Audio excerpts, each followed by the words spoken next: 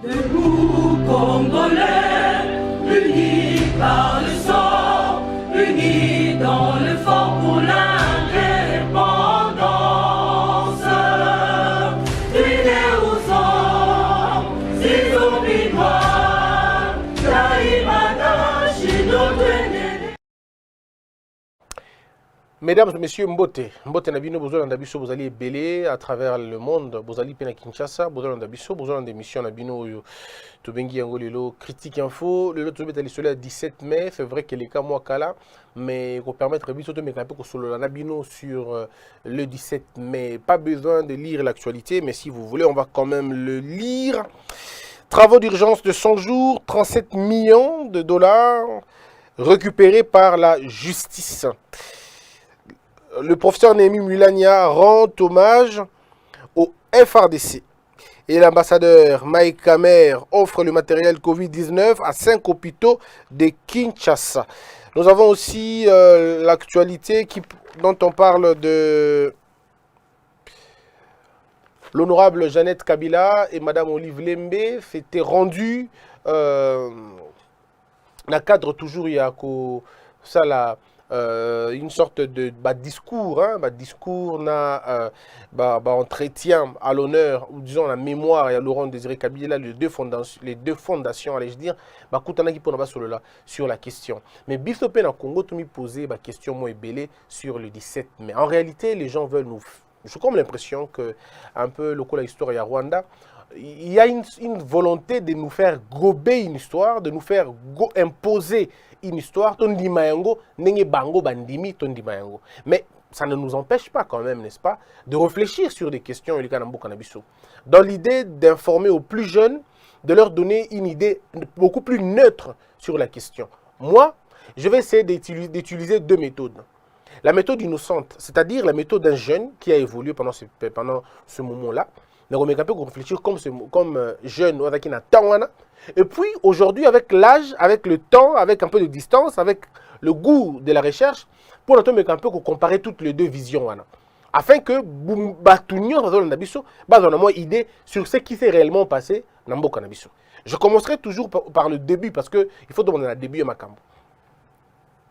Qui est Laurent Désiré Kabila? Qui est-il exactement? Il vient d'où? Quelles étaient ses ambitions et quel était son mouvement? Le sens même de son combat. Mes frères, le Congolais, il y a beaucoup d'aventuriers. Tellement beaucoup que il y en a qui veulent faire croire aux Congolais qu'ils connaissent ils connaissent mieux Laurent Désiré Kabila en inventant des histoires, même en lui donnant des choses, des prouesses au Kabila, le père. Ça, c'est le propre du Congolais. Quand vous entendez le Congolais parler de Mobutu, ils veulent vous faire croire que Bango Baby Mobutu connaît Kabatu Nyonso.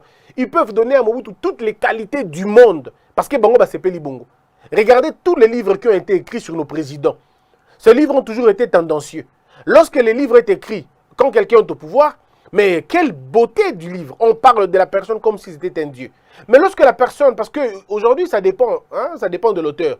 Si l'auteur est proche du pouvoir, il écrit des choses qui avantage le pouvoir. S'il est contre le pouvoir, il écrit des choses contre le pouvoir. Tout dépend de comment il voit les choses et comment il est en train de le comprendre. Mais seulement de façon neutre, Tom Mekampe peut expliquer. Laurent Désiré Kabila, pour la première fois, Batouba Ebiye, appartenance à Pierre Moulele, à Lumumba. Il se reconnaît comme, il fait toujours revendiquer comme un Lumumbiste. Même si les valeurs que lui a défendues, il y a des valeurs à Lumumba. Même si son combat à lui n'avait rien à voir avec le combat de Lumumba. Mais on veut nous faire croire que Ezalaki combat Lumumba, ainsi de suite. Encore que même quand on pose la question aux gens, qui était Lumumba? Ça devient compliqué. Qui était Lumumba? C'était quoi sa philosophie? C'était quoi son idée? Idéal, on va comparer, on va confondre les idéaux de quelqu'un, on va confondre les citations de quelqu'un, c'est ça aussi le mal africain. Le mal africain, c'est cette malhonnêteté. Même quand on ne sait pas, on veut faire comprendre aux gens qu'on connaît cette histoire-là. Et même quand il faut écrire un livre sur Lumumba, il y a beaucoup de mensonges. Il y a beaucoup de mensonges. On vous dit des choses que Lumumba avait faites, on vous dit des choses que Lumumba connaissait, parfois qu'il ne connaissait même pas.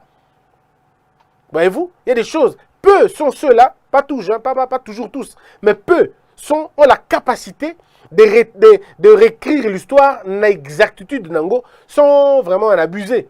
Et parmi Bato, on a le professeur Ndayuel Bazali. Je ne dis pas que le professeur Ndayuel est le meilleur des écrivains de notre histoire. On a connu des vieux Biya Awa, des professeurs, des Congolais qui pouvaient écrire convenablement. Au sentir que tu as commis, pensons les apenzate. Il aimait même certains doutes, mais il y a d'autres, quand vous lisez, vous sentez que au livre, fanatique. Alors malheureusement, un scientifique ne peut pas être fanatique en réalité. Alors donc moi, en ce qui me concerne, pour Laurent Désiré Kabila, ma part d'histoire, mon témoignage à moi, tout ce que je reconnais de l'homme, de tous les deux côtés, en tant que petit, quand il arrive au pouvoir, parce que quand Mobutu, quand Kabila, Mouzé, Laurent, quand il arrive au pouvoir, moi je suis à Goma en ce moment-là. Je suis à Goma, fils d'un militaire, chassé par la guerre, par la rébellion de Laurent Désiré Kabila. Je suis dans les brousses avec mon père, tout jeune, avec ma fratrie. On est dans la brousse, Minova, Bunga, tout ça, vers Massissi. On est là dans les montagnes là-bas. Je ne connais plus encore des endroits comme ça. Donc on connaissait, on apprenait, on essayait d'entendre l'homme. Et quand on grandit, on essaie de voir maintenant comment ça se passe. Quand il établit Reine Naé, je crois que je suis à l'école primaire, si je ne me trompe pas. En 2001, on a la deuxième secondaire, deuxième secondaire en 2001. Parce qu'en première année, j'étais en 2000. En 2000 ans, pardon, on a eu la première année secondaire. En 2001, donc on a la deuxième secondaire. Je suis convaincu qu'au moins, c'est rien à botaminoter. Mais au moins, moi, je pouvais être à l'école secondaire déjà. Mais avec mon petit jugement de petit, je voyais tout ça comme ça. Je pouvais un peu faire ça, recoupage. Mais en grandissant, l'image de Laurent Désiré Kabila, je commence à suivre, je commence à lire, je commence à apprendre, à chercher, connaître qui était l'homme. On se rend compte qu'il y a un très grand écart entre tous les deux bords.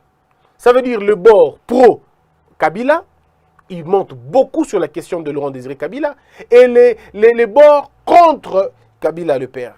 Et aussi, il monte beaucoup contre Kabila. Alors, il faut juste trouver le point neutre. Le point neutre, c'est on peut retracer l'histoire. Parce qu'il s'est mis il n'y a pas 50 ans. Donc, il s'est mis il n'y a pas longtemps. Donc, on peut reconnaître l'histoire. Laurent Désiré Kabila, c'était un rebelle. Un ancien rebelle. Il a fait la rébellion. Il a été coopté par le Rwanda alors qu'il ne faisait pas partie, selon une catégorie, il y a information, c'est le Rwanda qui va aller le rechercher quelque part dans son maquis. Il était déjà fatigué, il ne pensait même plus devenir président de la République. Sur autant il va documentaire rebelle, on retrace la même chose. C'est on va choisir, après avoir tenté de prendre le Congolais, Bandi m'a renversé Mobutu. Après avoir tenté Congolais avec Étienne Tshisekedi et bien d'autres qui avaient refusé de prendre les armes. Il avait refusé, avait dit dans un Mindou quitté, il faut que nous pacifiquement. Mais ça n'a pas marché parce qu'à un moment donné, il faut dire que Mobutu aussi n'en voulait pas. Mais qu'est-ce qu'on l'en retient au-delà de toute cette histoire? Qu'est-ce qu'on l'en retient? Moi je retiens deux faits majeurs. Je retiens l'intransigeance de Mobutu. Parce qu'il faut reconnaître que Mobutu avait amené ce pays à asphyxie Nango. Le pays, si Mobutu était toujours au pouvoir, on ne serait peut-être pas où on est aujourd'hui. Ça allait être la catastrophe, on va dire. On courait la catastrophe. Mobutu était c'est-à-dire, à combien de soukanaï, ne sachant plus rien donner, devant un système politique en déroute, un système économique alambiqué, lui-même un système social terriblement parti, la crédibilité par terre, Mobutu n'était plus rien du tout. Les gens voulaient que Mobutu parte. Et la grogne était tellement grande que les gens ne voulaient plus de Mobutu. Parce que toute la misère du Congolais, et de là qu'on dirait que Mobutu est auteur Nango. Et il faut compter aussi sur l'opposition congolaise en ce moment-là. L'opposition congolaise avait vraiment joué un rôle important pour non seulement démystifier Mobutu, mais pour le faire haïr auprès de la population. La population ne trouvait plus son compte. Chômage, Komaki Makasi, délinquance et Matimondambu, pauvreté et Koti, système éducatif précaire, le système sanitaire par terre, pratiquement tout était par terre. On parlait même de l'effondrement d'un État. Et Mobutu était là au-dessus de la pyramide, un peu comme voir tout ce qu'il avait construit, et donc Kouéa, le roi château des cartes. La grandeur de l'armée congolaise, de l'armée zaïroise, va finalement se révéler être très très très fragile qu'on ne pouvait pas imaginer.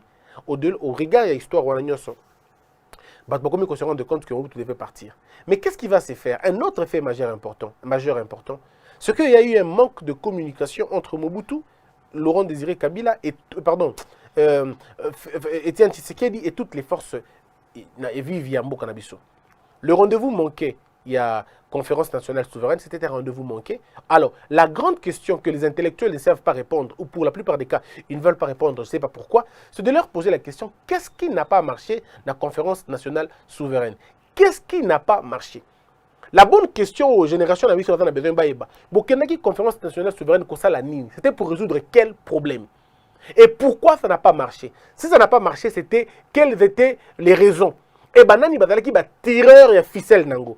À cette question, les réponses sont simples. On dit non, Mobutu était, selon certaines personnes, disent que Mobutu était d'accord de céder le pouvoir, mais ils étaient en train de discuter sur comment laisser le pouvoir, à qui on allait laisser le pouvoir. Le multipartisme, est-ce que c'était une solution? On dit, les gens disent non, les gens disent oui. Donc il y a déjà là des avis partagés sur la question. Mais les grandes questions fondamentales, Bakenaki conférence nationale souveraine, Kosala Nini, qu'on résout de quel type de problème et pourquoi ça n'a pas marché. Alors là, les avis se départagent. Mais pendant que tout ça en 1990, déjà au niveau de la Maison Blanche, bah va résoudre moyen, mécanisme nini pour que va changer le leadership africain. En ce moment-là, il y a 2 ou 3 forces. Il y a Minene. Libye, c'est une force qu'on ne peut peut-être pas contrôler. C'est une force, il y a Kadhafi, qui assume le leadership en donnant à sa population le minimum. Ça, c'était une dictature réussie et pas Nabango, et pas à Libye. Une dictature qui réussissait en ce moment-là. Mais il restait le leader africain, il fallait dans le côté Afrique centrale. Et le leader africain, c'était Mobutu, mais qui n'était plus aimé par sa population. Lui collé à népotisme, tribalisme, clientélisme, favoritisme, bref, la médiocratisation, il y a un système Yamboka. Donc Mobutu n'est pas porté par son peuple, le contraire de Kadhafi qui lui est porté par son peuple. Parce que le peuple de Kadhafi avait ce qu'il voulait, alors que le peuple de Mobutu n'avait pas ce qu'il voulait. On va dire ça comme ça. Il y a une sorte de juxtaposition. Il y a pauvreté, na richesse, place moko. Il y a une classe, il y a bateau dirigé, je vais dire, sans partage le pouvoir. Et comme je l'ai dit l'autre fois, Laurent Gbagbo dit dans son livre, le malheur africain, ce n'est pas la famine. Le malheur africain, c'est la confiscation du pouvoir par un groupe d'individus. Et Mobutu, effectivement, avait confisqué le pouvoir. Parce que souvenez-vous, il avait pris ça pour arrêter le problème entre Lumumba et Kasavubu. Mais ces problèmes-là, petit bateau Koufi, mais il est toujours resté au pouvoir pendant plus de 30 ans. Et ça devenait insupportable pour les Batumoussous. Ça dit Mutabotami a commis à 30 ans, plus de 30 ans de Tibiso Baoyo, tout ça le président Moko. Ça devenait insupportable et fatigant. Il fallait qu'il parte d'une manière ou d'une autre. Alors, parmi Baféouana, lorsque la conférence nationale souveraine est simbité, Bayokanité, les gens reprochent Batobélé, hein? Les gens ont entendu les gens reprocher Moussengo, j'ai entendu les gens reprocher Batobélé, Bélé, tout ça. Ce qui devrait en principe sortir de la conférence nationale souveraine, et Souka, Nanzela et Simbate. Ma responsabilité à établir Tilelo pour la mémoire collective Toebate. C'est ça le malheur du Congo. Les travaux inachevés. Table ronde, ma résolution Nango, Toebate. Table ronde économique, ma prometteur Abisso. Tilelo, Toebate, suite dans la Ganini, où étaient les résolutions? Parce que le Congo, champion, on veut faire des choses, mais on ne veut pas aller jusqu'au bout. Tu vois que ça, sauter pour comprendre. Conférence nationale souveraine est ratée. Aucune résolution. Qu'est-ce qui se passe exactement? Responsable, état des lieux, ça limité. Des rapports qui ont été bricolés, des résolutions bâclées. Mais la vraie raison pour laquelle Kabona est banaté. Chacun a donné son point de vue. Mais l'État lui-même n'a pas donné la vraie version à Emoko. On ne connaîtra peut-être jamais. Et la recherche à historien. Laurent Désiré Kabila arrive au pouvoir. De 1997 à 2001, l'État congolais ne nous a jamais dit de quelle manière Mbokazaki qu'on allait gérer, quel était l'idéal, quelle était l'idéologie, rien du tout. Toutes les rencontres au Kabila, le père, à Salakana Batu à Kala, tout cas, la résolution d'un côté. Rien du tout. La résolution à San City, la résolution à tous les autres dialogues, les résolutions sont monatées. Ces résolutions, la résolution bâclée, falsifiée et puis tout ça trafiqué. Comme à l'époque de Joseph Kabila Kabang, la même chose. Toké na élection Liboso, que dalle. Et là, tout ça, l'élection Liboso, il n'y a pas un état des lieux, il y a élection. Évaluation, tu évité. Deuxième élection, la même chose. Troisième élection, la même chose. Bref, le Congo, c'est comme ça en fait. Les résolutions ne sont toujours pas publiées pour que le peuple aille exactement. Et par un avis au peuple, donc on me dit que tout ça, c'était déjà très mal parti depuis le début. Laurent Désiré Kabila reproche à Mobutu quoi exactement? dictature, prédation. Je crois que ce sont les deux faits importants. On va dire reprocher dans Mobutu. Dictature, na prédation. Prédation des ressources, prédation belé. Et peut-être qu'il ne le pardonnera pas d'avoir tué Lumumba. Et d'avoir aussi tué Moulele. Et d'avoir tué les martyrs dans le stade de martyrs. Bref, tout ça, tout ça, on a cadre de prédation. Il y a des crimes dans Salaki. Nakati, il y a dictature, tu as confiscation du pouvoir. Hein? Confiscation du pouvoir pendant 32 ans, spoliation du pays, blablabla. Bla, bla, bla. Toutes les choses au Mobutu, Kabila le père, avec le reproché d'Ango Mobutu. Mais qu'est-ce qui se passe? Lorsque Laurent Désiré Kabila arrive au pays, on se rend compte que c'est Mobutu dans une autre peau. Mobutu qui avait déjà libéralisé le secteur politique, l'espace public, l'espace politique, on va se voir et bloqué. Oh, la chaîne à télévision privatisée, Kangi Yango, Moussous. Chaîne nationale, et commis, pas commis, parce que ça a déjà des chaînes à propagande. Ils ont une chaîne à propagande, de la même manière. À la différence, à l'époque de Mobutu, il y avait encore génies en herbe, mais lorsque Kabila le père arrive, on a comme l'impression que nous sommes zongi dans le lengi akal. On est comme dans un état de guerre ou dans un état post-guerre, ce qui était le cas. Le 17 mai va rappeler quoi au Congo? Le 17 mai, il doit rappeler dans le Congo l'entrée massive, il y a des Rwandais, des troupes rwandaises dans le Canabiso. Ce que les Rwandais ne pouvaient pas se permettre. Souvenez-vous que les Rwandais sont entrés au Congo en 94, Tangu Bayaka, Kokima Baguerre na Bango. Il y a les Tutsis qui étaient de l'autre côté, les Hutus qui étaient de l'autre côté aussi. Ils ont exporté leur guerre et Bomana par des milliers. Je n'entrerai pas sur la question, mais je pousse pour la plupart des cas, il y a Charles Onana. Je pousse très souvent la logique, la réflexion sur le rétablissement de la vérité. Et donc, on va comprendre ça comme ça. Donc, on a que deux faits. Le premier fait, bayaki comme des réfugiés, mais l'autre fois, ils sont venus comme des maîtres. Et souvenez-vous de ce que James Kabarebe, 25 ans alors, à ce moment-là 25 ans. Mais comparez James Kabarebe quand il arrive au pays, il a 25 ans. Général Mayele n'avait pas 25 ans. Général Mayele, Général Elouki, tous nos généraux, personne d'entre eux n'avait 25 ans, si je ne me trompe pas. Tous avaient des âges assez élevés. Et dans le niveau, qu'on se comparer, officier à autant. Parce que c'était des gens extrêmement formés. Lorsque vous suivez les mémoires de M. Ngbanda Honoré, M. Ngbanda explique la personnalité de certains de ses généraux. Il parle de Mayele par exemple, il parle de Louki, il parle des autres généraux que moi je ne connais pas. Au Badalaki, généraux ambitieux, non seulement ambitieux, mais Badalaki, technicien. Il y en avait vraiment des gens qui en avaient, au Badalaki, dans la colonne vertébrale à Malunga. Badalaki Batouane. Mais tout ça, qu'est-ce qui s'est passé en réalité? On va donner la possibilité à un jeune de 25 ans de venir avec sa troupe, génération au Congo. Et quand ils arrivent au Congo, ils viennent pas comme de réfugiés, non. Ils ont un plan à exécuter. Ce plan a été formaté depuis les États-Unis, la Belgique et l'Angleterre.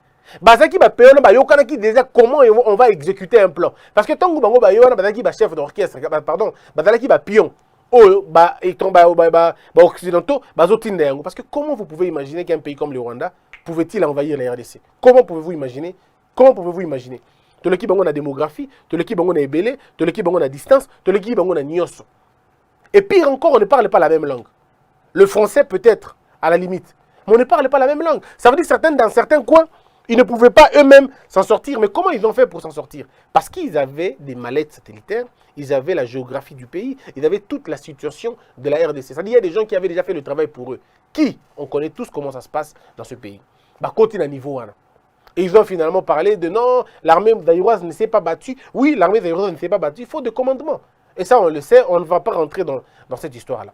Donc, côté la situation, et quand ils arrivent, ils amènent quoi? Ils ont deux plans. Et dans Bango, tout on a mouton et qui plan en tête, c'était Laurent Désiré Kabila. Celui qui n'avait aucune idée de ce qui allait se jouer. Lui, il pensait que je vais les avoir. Il pensait qu'en arrivant au Congo, je sais où je vais les bloquer.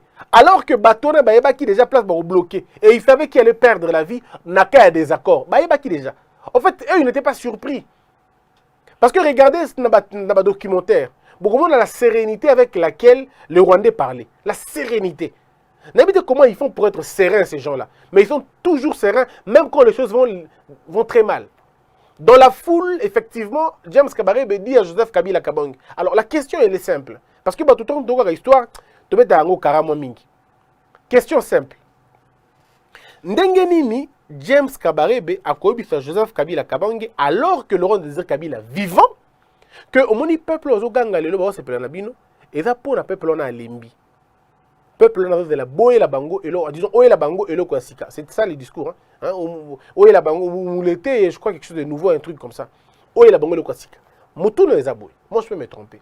Mais pourquoi James Kabarebe demande à Joseph Kabila d'apporter un son nouveau, disons d'apporter quelque chose de nouveau, Namboka o basi balembi kozala, au lieu de le dire hein, directement, na Kabila le père? C'est des questions. Bon, peut-être parce que Laurent Désiré Kabila était le père de de Joseph Kabila Kabange et qu'il écoute beaucoup plus. Parce que dans tous les documentaires, nulle part, Laurent Désiré Kabila a appelé Joseph Kabila. Nakombo Joseph, il appelait toujours mon fils. Et quand il disait mon fils, tout le monde savait qu'il parlait de Joseph. Toutes les fois en tout cas, rares de fois où Laurent Désiré Kabila a appelé Kabila Joseph. Il appelait toujours mon fils, mon fils, mon fils. Peut-être que Kabarebe estimait que le fait pour le Simba Kabila Makasi, il faut passer par son fils, et son fils va faire arriver le message. Peut-être. Mais en tout cas, sinon, il y a une question à se poser. Pourquoi le dire au fils au lieu de le dire au père si on a la possibilité de dire ça au père directement? Et nous allons arriver dans une situation autocominango.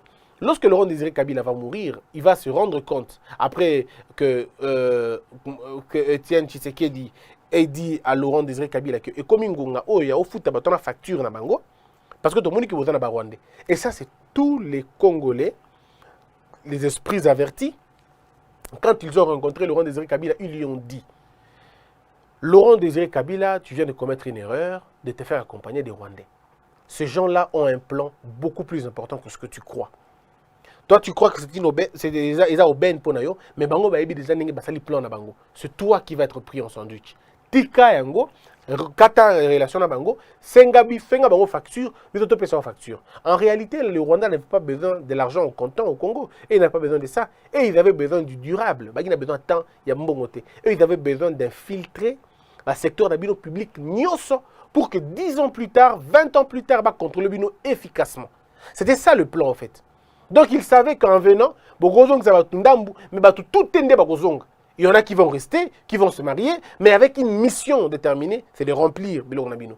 Ils vont intégrer votre politique, ils vont intégrer votre économie, ils vont intégrer votre système éducatif, ils vont intégrer votre système de commandement, ils vont intégrer votre système de sécurité, ils vont intégrer tout. Au point que dans 10 ans ou 15 ans, ils vont devenir incontournables au point qu'ils vont vous faire sentir Bani Nabango. Mais curieusement, le Rwanda est encore rien en ce moment-là. 94, ça sort d'une guerre aussi. Bon, avec un génocide discutable. Hein. Et puis, bouf, vous allez revenir. La situation marocaine telle que le Rwanda commence à se développer pendant que la RDC est en train de s'affaisser. Le Rwanda commence à se développer pendant que la RDC est en train de s'affaisser. On ne comprend plus rien. Entre-temps, à l'est du pays, l'instabilité entre terriblement. Ce qui n'avait pas été le cas à l'époque de Mobutu. J'insiste ici, à l'époque de Mobutu, il y avait des groupes armés à l'est du pays. Il y en avait. Coupeur de route, mais fréquence na bango et de moukie que nenge koma lelo. Aujourd'hui, on va opérer na ville, opérer. Mais à l'époque, à l'époque, c'était des gens qui se cachaient très loin. Ils pouvaient sortir une fois dans 6 mois ou même une fois dans 3 ans. Mais le lokomi, il 2 mois. Il faut voyez-vous? Donc, bon, ça c'était avant, hein, mais aujourd'hui, on va dire que ça y a quand même une certaine amélioration. Et l'instabilité au niveau de notre armée est que on appelle dans le secteur Wana. Parce qu'il y a ici une sorte d'affaissement, vous le savez très bien, je n'entre pas dans les questions de l'armée. Je reviens à la question du 17 mai. Alors, aujourd'hui, posons-nous la question, parce que le temps me manquera pour expliquer exactement ce que moi je comprends de 17 mai. Qu'est-ce que l'on retient dans le 17 mai? Est-ce un rendez-vous manqué? Est-ce que le libérateur qu'on attendait n'était pas un libérateur? Est-ce que le libérateur qu'on attendait n'était qu'une sorte c'était une sorte d'usurpation? Peut-être. Mais en réalité, on doit reconnaître en Kabila le père, moi je le dis toujours, avec le temps que j'ai pris, avec un peu de recul, j'ai appris à comprendre que Laurent Désiré Kabila avait des très beaux projets. Entre autres, projet agraire. Atala Kinango.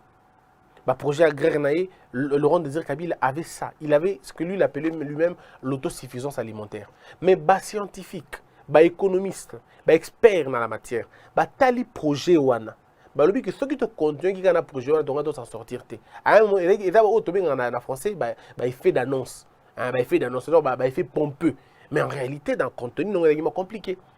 Dans la réalisation, c'est compliqué. Et là, il y a un mouvement, il y a hasard. Tout a place tel, tout ça la boue, tout la cantine. Oui, il fait bien, mais ça n'avait pas été étudié convenablement. Je le dis, Nago, ça n'a erreur, oui, BLP. Nous sommes corriger parce qu'ici, on a besoin juste de correction. Laurent Désiré Kabila avait de très bons projets. Mais moi, j'ai comme l'impression qu'il n'avait pas une vision pour le pays. Il ne savait pas où il a mené le pays. En deux places, il voulait faire la guerre, mais il n'avait pas les moyens de faire la guerre. Il était en porte-à-faux aux États-Unis, il était en porte-à-faux en Angleterre, il était en porte-à-faux en Belgique. Des gens qui l'ont porté au pouvoir. C'était pas bon déjà, c'était pas un bon signe. Il ne pouvait pas s'en sortir parce qu'il était pris dans œil à cyclone, mais surtout dans triangle de la mort. Il ne pouvait pas se tirer. Il vient de rompre un contrat sans assurer arrière na Rwanda. Ça c'est d'un côté. Alors qu'il n'a pas pris le soin de vider tout le Rwandais de la RDC. Deuxième erreur que Laurent Désiré Kabila va faire, Laurent Désiré Kabila va chasser tous les moboutistes. Alors, mais vraiment tous les moboutistes, je veux dire, le vrai, le grand, le moboutiste qui pensa œuvre, entre autres, Honoré Mbanda, Tommy Sissou, pas du tout. Il va garder sous certaines personnes, monsieur l'État, mais quelle position lui il avait, ça aussi il faut voir, quelle position il avait, est-ce qu'il était aussi influent, est-ce qu'on l'écoutait, est-ce que c'était la pierre maîtresse, est-ce que, il y avait beaucoup de choses. On reprochait à Laurent Désiré Kabila le fait de vouloir s'entourer que de Katangais, ainsi de suite, mais ces accusations peuvent ne pas être fondées. Parce que moi, je dis toujours que si la compétence, elle est là, pourquoi ne pas le prendre? Donc, il y avait tout ça comme problème. Et aussi, dans la gestion, on rappelle que Laurent Désiré Kabila, par moment, il était tout. Par moment, il faisait tout. Jusqu'au niveau de la banque centrale, il était au niveau Miba, Gécamine, bref, on raconte tout, un peu tout ça. Ça, c'est dans l'histoire qu'on lui reproche. On lui reproche beaucoup de choses. Tuer la Miba pour un effort de guerre, alors, ceux qui battent, Vandi Bandi au comparé, Siko. Époque, il y a Laurent Désiré Kabila. Dans l'époque, il y a Mobutu. Les gens confondent beaucoup de choses. La première chose, c'est que veut comparer les débuts de Laurent Désiré Kabila et la fin de Mobutu, c'est tout à fait normal que vous considérez que ce n'est pas normal. C'est normal. C'est normal que vous considérez que ce n'est pas normal. Mais en réalité, Laurent Désiré Kabila, début naïe, comme vous comprenez, on a fait un Mobutu. Comparer les débuts de Laurent et les débuts de Mobutu. On va encore dire, là, le débat va être vraiment déséquilibré parce que Mobutu trouve une situation telle qu'il va bien, mais Laurent Désiré Kabila trouve une situation de Yamabé. Mais là aussi, il faut rappeler, Laurent Désiré Kabila entre par la guerre. Et quand il entre par la guerre, ça veut dire qu'il n'entre pas par la voie démocratique. Il entre par la guerre parce qu'il pensait qu'il fallait entrer par la guerre. Soutenu par nos frères, nos amis, et tout ça, nos voisins, qui ne nous regardent pas d'un bon oeil. L'esprit qui animait le Rwanda en ce moment-là, c'était l'esprit de la vengeance. Il fallait se venger de Mobutu. Il fallait se venger de Mobutu et de son système. Parce que pour le Rwandais, le gouvernement de Mobutu protégeait les Hutus. Protéger les Hutus, armer les Hutus. Bref, il y a tellement des accusations là-dedans que ça ne sert à rien de rentrer dans la Katia Makambouana. Mais la grande question, autonomie posée, qu'est-ce que l'on retient du 17 mai? Le 17 mai rappelle aux gens l'entrée de Kadogo. 17 mai rappelle aux gens l'entrée de Afdel. 17 mai rappelle aux gens tout ce que nous avons connu comme problème Naba Rwandais. Parce que regardez, aussitôt Kabila continue à pouvoir, à partir du moment où il est arrivé au pouvoir, Tilelo, Kimia et Tigala Kouzon en STT. Tilelo. 19 ans plus tard, Kimia en Est Zarasute. Alors qu'à l'époque de Mobutu, na Est problème a quitté. Mais après Kakawara, problème comme en Est Tilelo. Oh, une armée est venue assiéger le Congo de Tsiko en Zambie. Oh, une armée zambienne et la RDC. Je suis en train de chercher pour avoir des informations claires là-dessus. Tout ça. Mais ce que moi je vais terminer en disant ceci. Il n'est pas pour moi ici question de salir la mémoire de cet homme, Laurent Désiré Kabila.